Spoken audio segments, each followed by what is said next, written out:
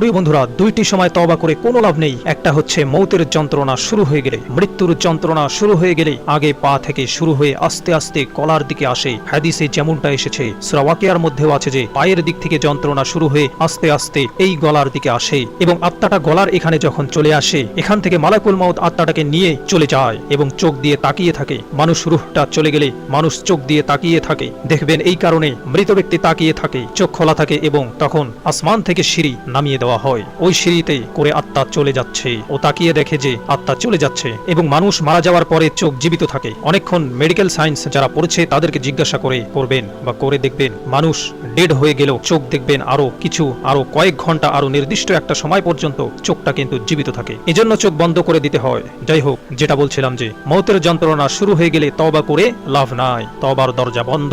আর পশ্চিম দিক থেকে সূর্য উঠে গেলে তওবা করে লাভ নাই, তওবার দরজা বন্ধ।